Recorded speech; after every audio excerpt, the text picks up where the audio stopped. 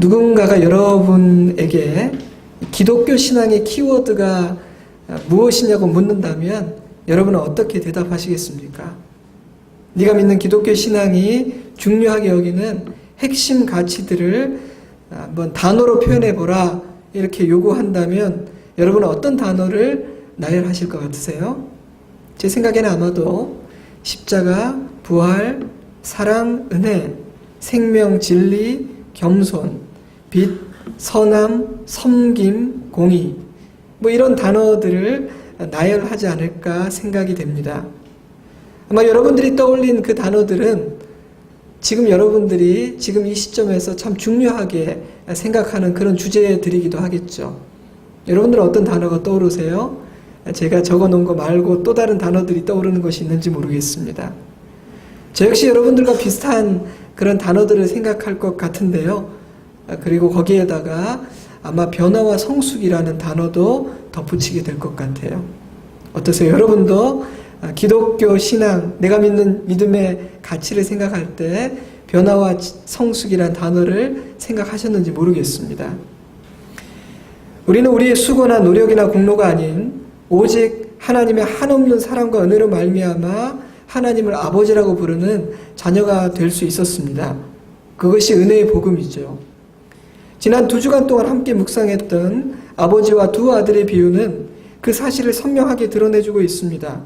아버지를 떠나 가진 것 모두를 탕진하고 돌아온 둘째는 아버지의 아들이라고 불리울 자격이 없었죠. 아버지의 곁에 머물렀지만 아버지의 잔치에 참여하기를 거절하고 둘째를 따뜻하게 맞이해주는 아버지를 향해 분노를 퍼부었던 첫째 아들 역시 자격이 없었습니다. 그러나 아버지는 두 아들을 아들로 받아주시고 두 아들 모두를 품어주셨죠. 그 모든 일이 가능했던 것은 아버지의 선하심과 풍성한 사랑 때문이었습니다. 목사님, 그래도 깨닫고 돌아갔잖아요. 회개하지 않았습니까? 물론 그랬죠. 그것은 참으로 지혜롭고 중요한 결단이었습니다. 여러분, 회개는 굉장히 중요한 일이에요. 이 세상을 보십시오. 자신의 죄를 인정하는 사람이 있나요? 심지어 법정에서 분명한 증거를 들이대도 할 수 있는 한 끝까지 인정하지 않고 부정하는 세상 아닙니까? 그러니 자신의 죄와 실수를 인정하는 것은 인간이 할 수 있는 위대한 일들 중에 하나라고 생각합니다. 그래서 하나님은요, 회개의 가치를 굉장히 중요하게 여기시죠. 왜냐하면 회개는 우리 인간이 쉽게 할 수 있는 일이 아니에요. 그래서 하나님께서 우리의 죄를 인정하고 회개하고 아버지께로 돌이키면 굉장히 놀라기도 하고 그것을 기특하게 여기십니다. 하지만 만약 아버지가 그렇게 또 회개하고 돌아온 둘째를 향해서 그래, 이제라도 깨닫고 뉘우친 것이 참 기특하긴 하지만 난 여전히 너를 아들로 받아줄 생각이 없어 이렇게 거절하신다면 그 아들의 깨달음과 회개는 아무런 의미가 없습니다. 때문에 우리가 우리의 회개나 깨달음이나 우리의 공로로 구원받는다고 말할 수는 없을 것 같아요. 그것은 전적으로 아버지의 자비와 사랑과 은혜에 달린 일이죠. 하지만 그렇게 아버지의 자녀가 된 후 우리에게는 변화가 생기기 시작합니다. 좋아하는 것, 추구하는 것이 달라지고요. 어울리는 사람들이 달라집니다. 뾰족하고 미성숙했던 부분들이 다듬어지게 되고 이전에는 불편하고 견딜 수 없어서 잔소리하고 불평했던 것들이 이제 별로 불편하지 않아서 그냥 넘어가 줄 수도 있게 되고요. 이전에는 참 재미있었는데 어느 날 왜 이렇게 이게 재미없어지지? 이런 일이 일어나기도 하고 정반대로 이전에는 하나도 재미가 없고 관심이 없었는데 자꾸만 재미있어지고 관심이 가는 그런 신기한 일들이 우리 안에서 일어나기도 합니다. 어떤 자매님이 신앙생활을 하면서 모임이 정리가 되고 만남의 변화가 생기더라는 고백을 하시더라고요.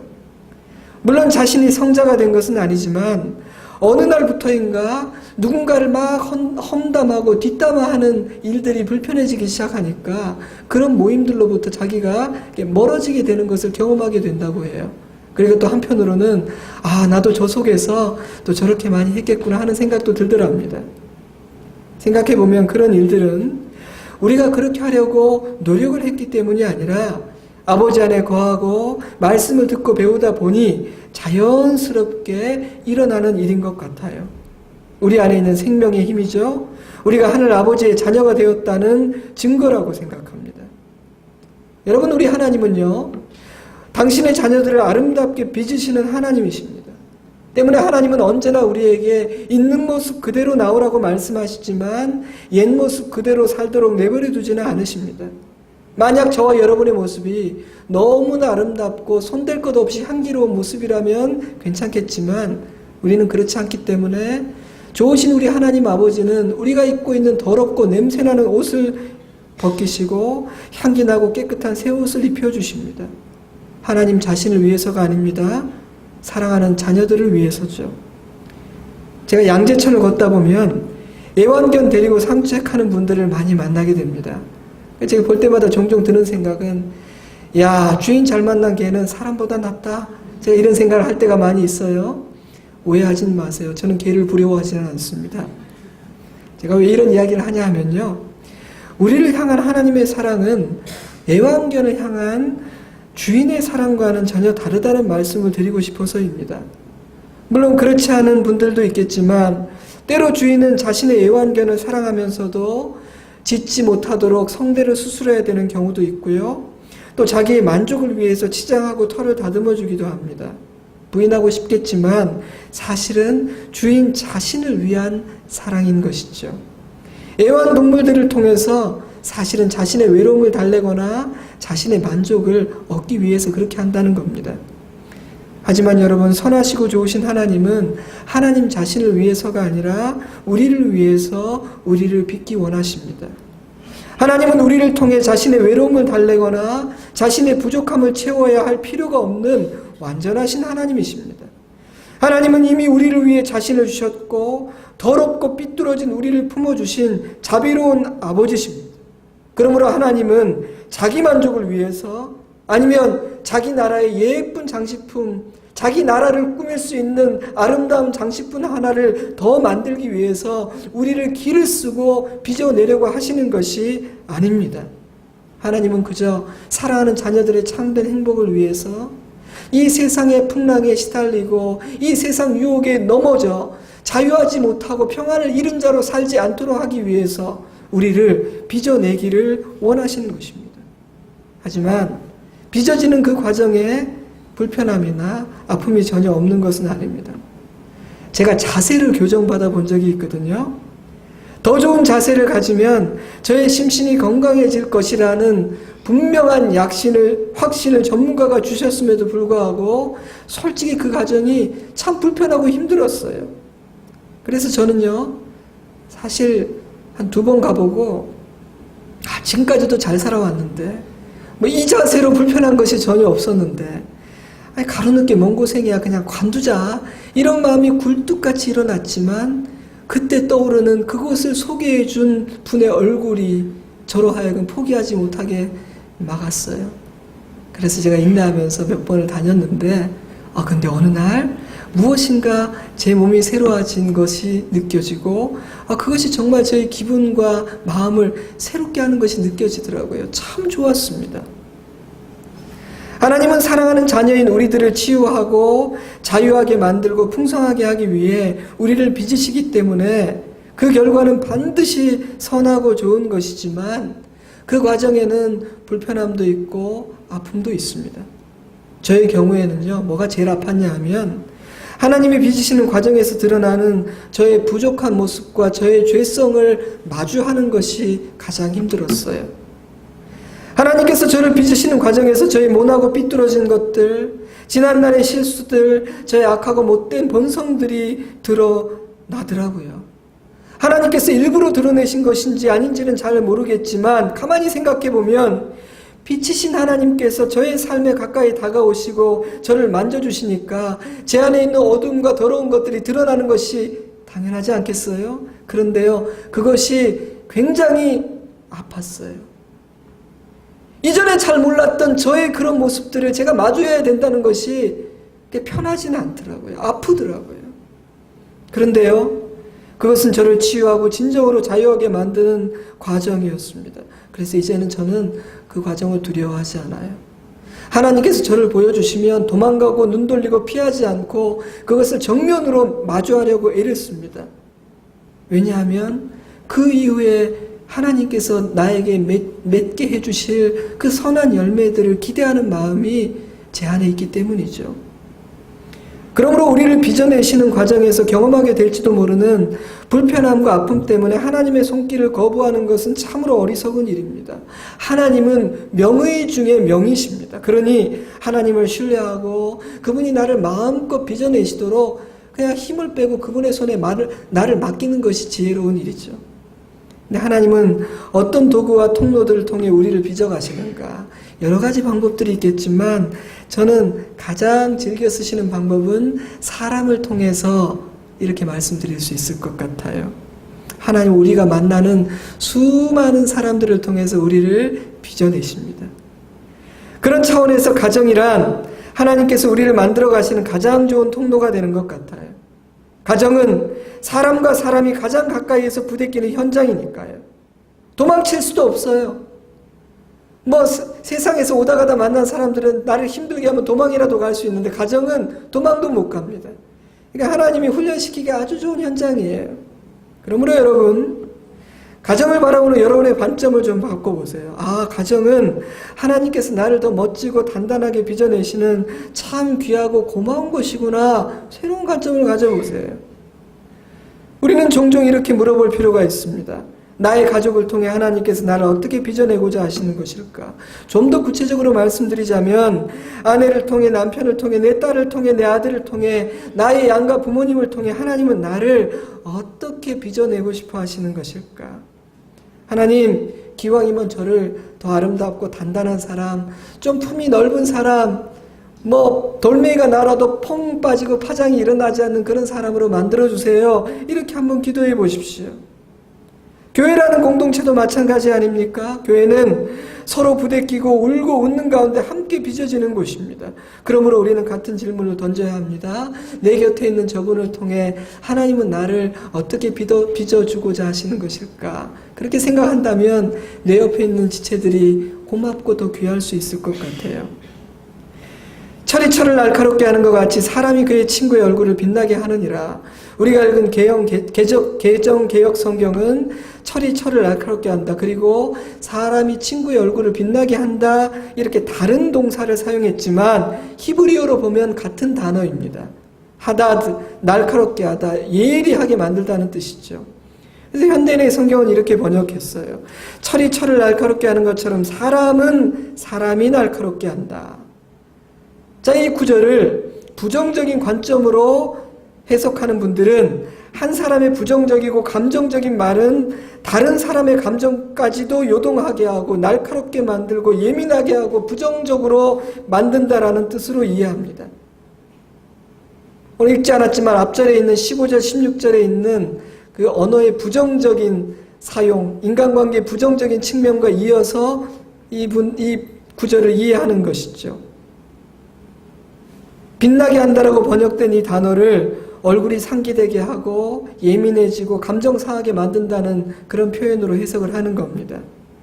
긍정적으로 본문을 읽는 분들은 좋은 친구와의 아름다운 교제는 성장과 빛남이라는 아름다운 결과를 가져온다는 뜻으로 이해하죠. 탈무드에도 유사한 구절이 있습니다. 두 생도는 토라 연구 중에 서로를 예리하게 만든다. 제가 볼 때는 많은 경우에는 이 긍정적인 해석을 더 받아들이는 것 같습니다. 하지만 저는 굳이 둘 중에 하나만의 해석을 받아들일 필요가 있을까라고 생각해요. 왜냐하면 우리는 사람을 통해서 긍정적인 영향도 받고 또 부정적인 영향도 받지 않습니까? 때문에 인생길에서 누구를 만나는지가 중요합니다. 심지어 잠깐 스쳐가는 사람조차도 내 마음과 감정과 삶에 흔적을 남기거든요.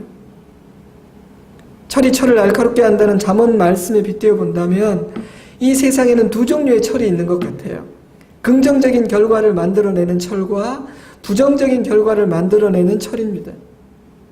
먼저 부정적인 결과를 만들어내는, 달리 말하면 우리에게 부정적인 영향을 끼치는 사람에 대해서 잠시 생각해 볼까요?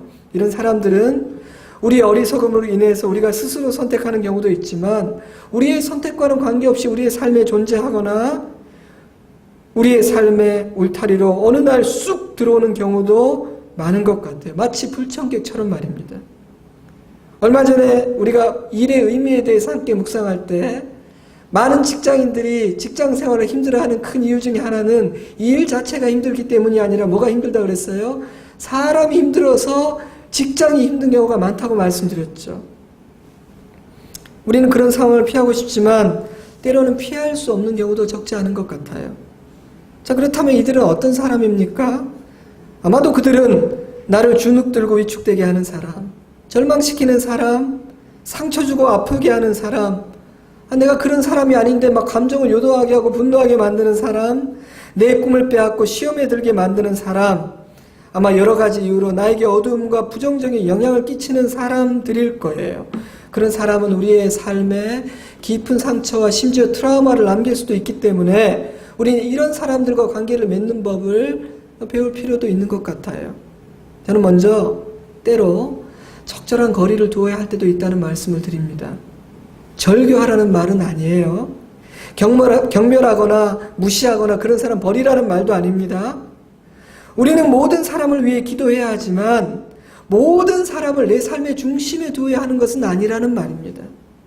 모든 사람과 평화해야 하지만 모든 사람과 가까이 해야 하고 긴 시간을 보내야만 하는 것은 아니라는 것입니다. 때와 시를 분별하는 지혜가 필요하다는 말이기도 해요. 저는 아직 나에게 부정적인 거나 혹은 악한 의도를 가진 사람들을 감당할 실력이 갖추어지지 않았음에도 불구하고 내게 부정적인 영향을 끼치고 나를 갉아먹는 사람들을 그냥 아무 생각 없이 가까이 하는 것은 지혜로운 행동이 아니라고 생각합니다. 내가 넘어지게 되고 그 어두운 기운의 영향을 내가 아직 감당해낼 수 없을 것임을 뻔히 알면서도 그 영향력의 원 안으로 스스로 그것도 자주 들어가는 것을 내가 착해서 그래 라고 오해하지 말라는 거예요. 그 착한 행동이 아니에요. 그 어리석은 행동입니다. 저는 오히려 내가 준비가 되지 않았다든지 내가 감당할 수 있는 지금 힘이 없는 상태라면 때로는 적절한 거리를 유지하면서 먼저 나를 돌보고 실력을 기르고 영적으로 채우는 시간을 가지는 것이 현명하다고 생각해요. 물론 쉬운 일이 아닐 수는 있습니다. 만약 가까운 가족이나 친구 가운데 나를 힘들게 하는 분이 있다면 적절한 거리를 유지하기 어려운 상황일 수도 있고요. 또 그렇게 하면서 죄책감을 가질 수도 있죠. 사랑하라고 하셨는데, 섬기라고 하셨는데 나는 사랑하기는커녕 진짜 미워하고 있는 것 같아. 우리 그런 감정이 들 때 마귀는 우리를 찾아와서 우리를 더 절망하게 만들고 심지어 극심한 영적 침체에 빠지게 만들죠. 그래서 영혼의 어두운 밤을 통과하게 만들기도 합니다. 제 경험으로는요, 그런 경우를 저도 겪어보았고 또 많은 성도들과 또 많은 분들 상담해보면서 그런 경우를 보는데 제 경우에는 그럴 때 가족과 친구의 이해와 사랑이 참 중요한 것 같아요. 자신의 회복을 위해 때로는 내공을 쌓는 시간을 갖기 위해 잠시 적절한 거리를 두는 것은 죄가 아니라 지혜라는 사실을 말해주므로 죄책감을 덜어줄 필요가 있습니다. 그런 시간을 충분히 잘 보낼 수 있도록 보호해주고 그럴 수 있는 환경을 만들어준다면 더 좋은 일입니다. 하나님은 엘리야를 자신을 죽이려고 하는 아합과 이세벨과 함께 살라고 말씀하지 않으셨어요. 바울을 시기하고 질투하는 사람들로부터 바울을 보호하시고 격리시켜 주셨습니다. 싸우고 견뎌내야 할 때도 있지만 사랑으로 섬겨야 할 때도 있지만 피하면서 자신을 보호해야 할 때도 있는 것이죠. 우리 스스로도 지혜를 구해야 합니다. 왜냐하면요, 그 부정적인 기운은 여러분이 생각하는 것보다 훨씬 강하기 때문에 우리는 아주 쉽게 영향을 받기 때문입니다. 때문에 때로는 적절한 거리를 두어야 합니다. 부정적인 기운의 사정권 밖으로 벗어나야 하는 것이죠. 만약 어쩔 수 없이 함께하고 마주해야 하는 상황이라면 정기적으로 그 관계로부터 한 걸음 벗어나서 심호흡을 하고 쉬고 자기를 돌보고 재충전하는 시간을 갖고 다시 그 관계 안으로 들어가는 지혜가 필요해요. 또한 저는 흘려보내야 할 말과 생각들을 흘려보낼 줄 알아야 한다고 생각합니다. 사실 그들 중 다수는 나를 아끼는 진정한 친구가 아닐 수 있습니다. 때로는 악의도 없이 그냥 툭 던진 말일 수도 있고요. 때로는 그냥 그 사람의 성품과 성향이 그래서 그냥 별 생각 없이 그런 식으로 말하는 화법을 가지고 있는 사람일 수도 있습니다. 그런데도 이상하게요, 그런 분들이 지나가면서 툭 뱉은 말들은 우리를 아프게 하고 마음에 잔상을 남기죠. 이상하게도 우리는 말씀 묵상은 어려워하는데 또 그런 말은 또 그렇게 깊이 묵상을 해요. 제가 말씀 묵상에 대해서 강의할 일이 있으면 늘 그렇게 얘기합니다. 여러분 묵상을 어렵다고 하는데 여러분 걱정 많이 하죠. 염려 많은 사람이죠. 그럼 묵상 잘하는 가능성 가지고 있는 분입니다. 걱정하듯 묵상하시면 됩니다. 재료만 바꾸면 돼요. 그런 말들은 우리 속에 담아두고 묵상할 말이 아니라 빨리 흘려보내버려야 할 말들입니다. 나는 그런 말의 영향력 아래 살지 않겠다 선포해야 될 말들이죠. 제가 지난주에 어떤 기자가 쓴 책을 읽었는데요.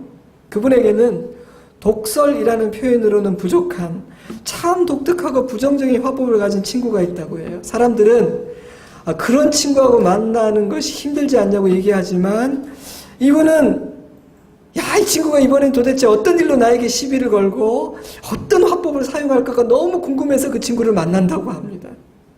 참 독특한 친구야. 진짜 연구 대상이야. 이렇게 생각하면 화가 나는 것이 아니라 오히려 흥미진진하다고 해요. 신기하답니다. 그래서 이분은 글을 쓰는 사람이니까 언젠가 자기가 드라마를 쓰거나 소설을 쓸 일이 있으면 반드시 이분을 주인공으로 등장을 시킬 거래요. 어떻게 그리할 수 있을까? 제 생각에는 그분이 그 친구의 말을 마음에 담지 않고 잘 흘려보낼 수 있는 법을 배웠기 때문이라고 생각해요. 사랑하는 성도 여러분, 흘려보내야 하는 것들을 붙잡아 두고 담고 있지 않고 흘려보내는 것은 지혜입니다. 마음에 담아두지 않고 묵상하지 않고 털어버리고 잊어버리는 것이죠. 그런데요, 흘려보내야 할 말과 생각들을 흘려보낼 수 있는 가장 좋은 방법은 좋은 것으로 채우는 것이더라. 이걸 막 버리려고 하는 게 아니라 좋은 것을 채우니까 그것들이 설 자리가 없어서 나가더라고요. 자, 8년 전에 제가 어떤 수술을 받게 되었어요. 진단을 받은 첫날 밤이 제일 힘들었습니다. 저는 병을 진단받은 우리 성도들이 첫날 밤이 얼마나 힘든지를 제가 진심으로 알아요.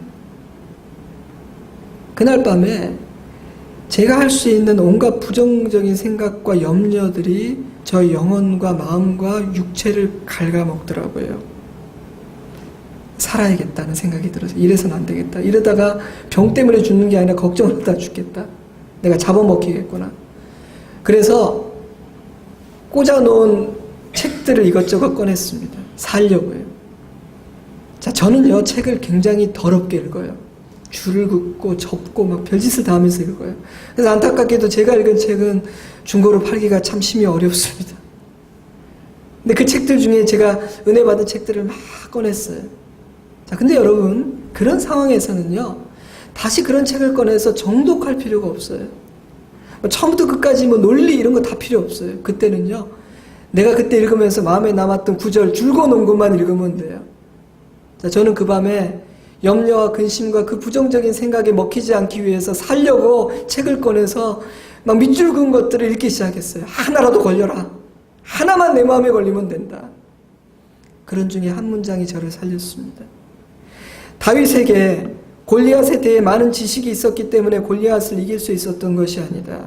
다윗은 하나님을 깊이 알고 신뢰했기 때문이지 골리앗을 이길 수 있었다. 제가 연구해야 되는 것은 골리앗이 아니라 하나님이었더라. 제가 그 밤에 묵상해야 되는 것은 나의 병과 문제가 아니라 나의 하나님이었더라고요. 그런데 저는 문제를 묵상하고 있었으니 그 지경에 이르게 된 것이죠. 그 밤 저에게 필요했던 문장은 길고 복잡한 문장이 아니었습니다. 그 짧은 한 문장이 제 안에 있는 모든 부정적이고 어두운 생각들을 흘려보내게 하더라고요. 소망을 주더라고요. 사랑하는 성도 여러분, 우리는 담아두지 말아야 할 말과 생각들을 흘려보내는 법을 배워야 합니다. 그리고 말씀과 기도를 내 마음의 체험으로 마음과 생각을 지켜내는 법을 배워야 합니다. 그런데 여러분, 많은 그리스도인들이 정말 지지리도 말씀을 읽지 않습니다. 진짜 기도하지 않아요. 그러면서도 그 부정적인 생각을 이기고 싶어 합니다. 어떻게 이깁니까? 좋은 것이 내 안에 없는데요. 묵상하지 않아야 할 것을 매일 묵상하고 있는데요. 흘려보내지 않으면 우리는 그 부정적인 힘에 짓눌려 굴복해버리고 말 것입니다. 또한 여러분, 우리는 하나님은 이런 부정적인 사람을 통해서도 나를 아름답게 빚어내신다는 사실을 기억하고 감사할 수 있어야 합니다. 기억하고 감사해야 합니다. 물론 어려운 일이죠.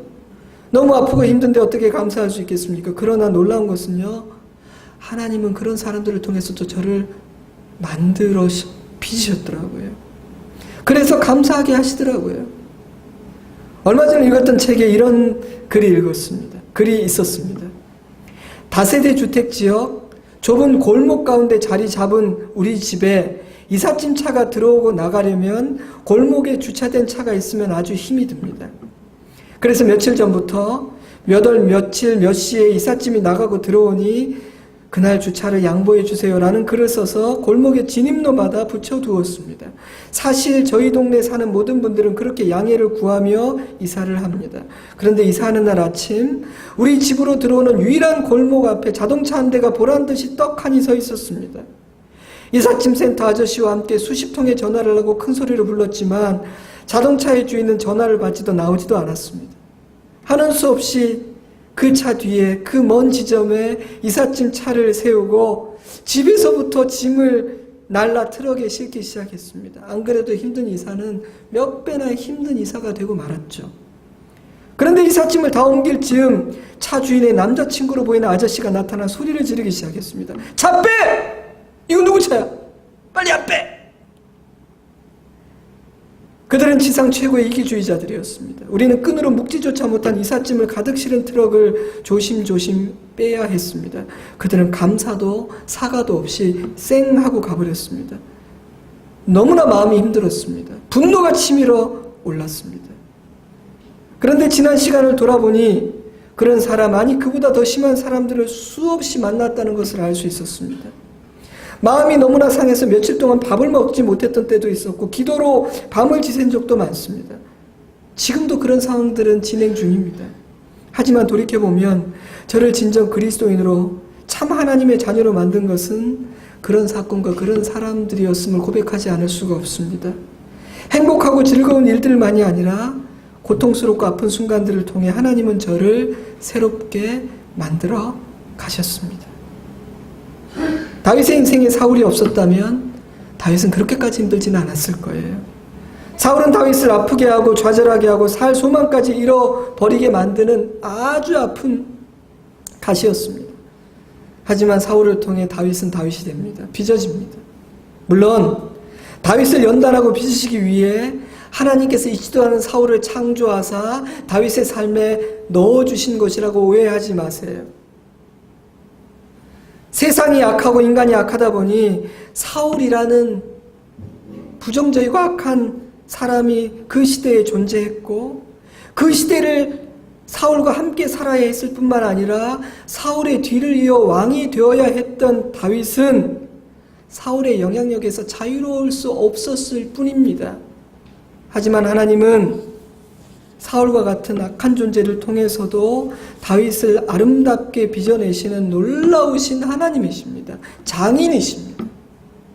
그러므로 우리는 나를 아프게 하고 부정적인 영향을 끼치는 사람들은 결코 선은 아니지만 하나님은 그런 부정적인 도구들을 통해서도 우리 안에 선을 이루실 수 있고 우리 안에 선을 이루고자 하신다는 것을 믿어야 합니다. 하나님의 손에 붙들리기만 하면요, 그 어떤 것도 유익한 도구가 될 수 있다는 것을 우리가 믿어야 합니다. 그 사실을 믿고 아버지께 나를 맡기고 은혜 안에서 잘 반응하면 그 어떤 부정적인 사람과 사건을 통해서도 하나님은 우리 안에 선한 일을 이루십니다. 아멘이신가요? 아멘이십니까? 아직도 아멘하지 않는 소수의 분들이 자, 이제 긍정적인 결과를 만들어내는 우리에게 긍정적인 영향을 끼치는 사람에 대해서 잠시 생각해 볼까요? 이들은 우리가 의도적으로 발견해야 되는 사람이고요. 그 관계를 깊고 친밀하게 성장시켜야 하는 사람들입니다. 근데 가만히 보면 이런 사람들은 우연한 기회에 우리의 삶에 찾아오는 경우가 많은 것 같아요. 때문에 하나님이 우연하게 찾아오게 하시는 그 은혜의 선물을 발견하고 알아보고 붙잡을 수 있는 지혜가 있느냐 없느냐가 굉장히 중요하겠죠. 이들은 어떤 사람일까요? 힘이 나게 하는 사람, 위로가 되는 사람, 나의 후원자, 나를 아끼는 사람, 나를 위해 기도해 주는 사람, 만나면 편하고 좋은 사람, 배울 것이 있는 사람, 소망을 갖게 하는 사람, 아마도 이런 사람들이겠죠. 이들은 우리를 소생시키고 회복시킨 하나님의 선물입니다. 많을 필요는 없습니다. 많을 수도 없고요. 저는 부부가 서로에게 이런 존재가 되고 부모와 자녀가 이런 존재가 된다면 가장 이상적이지 않을까라는 생각을 합니다. 나는 어렵겠다 생각하지 마세요. 포기하시면 안 됩니다. 소원하며 기도해 보십시오. 하나님은 못할 일이 없으신 하나님이시니까요. 우리를 빛나게 하는 이런 사람들과의 관계를 어떻게 맺어가야 할까요? 저는 발견하라, 귀하게 여기라, 가까이 하라 이렇게 말씀드리고 싶어요. 부정적인 사람은 굳이 발견하고 찾아내려고 애쓰지 않으셔도 돼요. 저절로 만나게 될 것입니다. 찾지 마세요. 그러나 좋은 친구는 발견해야 합니다. 그리고 발견하는 것보다 더 중요한 것은 그를 존귀히 여김으로 그가 내 곁에 오래 머물 수 있도록 해야 해요. 제가 어떤 분에게 들었던 이 문장이 너무나 인상적입니다. 좋은 사람이 한번 찾아오는 것은 은혜이지만 그가 내 집에 머무르게 하는 것은 실력이다. 좋은 친구가 내 삶에 찾아오는 것은 은혜이지만 그가 나의 친구가 되어 내 삶에 머무르게 만드는 것은 실력이다. 그런 친구와 가까이 함으로 부정적인 사람들의 영향력 아래 살지 않고 나를 살리고 세우는 사람들의 영향력 안에서 사십시오. 17절에서 이 친구라고 번역된 레아라는 단어는 가까운 관계를 의미해요. 즉 사람은 멀리 있는 사람의 얼굴을 빛나게 하는 것이 아니라 가까이 있는 사람의 얼굴을 빛나게 한다는 것이죠. 그러므로 정말 중요한 것은 내 주소록에 몇 명의 이름이 저장되어 있느냐가 아니라 내 가까이에 누가 있느냐는 겁니다. 핸드폰 주소록 리스트 하나도 중요하지 않아요. 내 가까이에 있는 친구가 누구냐가 진짜 중요합니다. 여러분 우리 곁에 누가 있습니까? 그 사람은 어떤 사람인가요?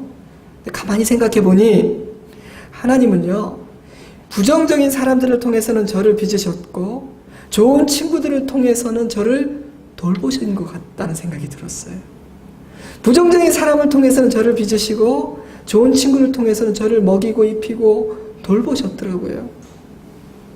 사실 저에게 우리에게 선하고 긍정적인 영향을 끼치는 좋은 친구들이 없다면 살면서 만나게 되는 부정적인 사람들을 통해 빚어질 수도 없을 것 같습니다. 이 빚어지는데도 에너지가 필요한데 좋은 친구들을 통해 에너지가 공급되지 않으면 부정적인 사람을 통해 빚어지기는커녕 그냥 확 꺾이고 말아요. 당하고 말아요. 여러분 침 맞아 보셨어요? 근데 침 맞으려면요 체력이 있어야 된대요. 너무 기력이 없는 사람은 침도 주지 않더라고요. 제가 아는 어떤 분이 항암 치료를 받게 되었습니다. 근데 병원에 갔다가 빠꾸를 맞았어요. 보양식 먹고 운동해서 항암을 감당할 체력을 길러서 그래요. 지금은 약을 감당할 수 없다고. 제가 하나님은 부정적인 사람을 통해서도 나를 아름답게 빚어내신다는 사실을 기억하고 감사하라고 말씀드렸죠. 그런데 그런 일이 이루어지려면 우리에게 힘과 에너지를 공급하는 셈이 있어야 합니다. 은혜와 에너지가 공급되지 않은 채로 빚어지려고 하면요 빚어지기는커녕 꺾이고 쓰러지게 됩니다.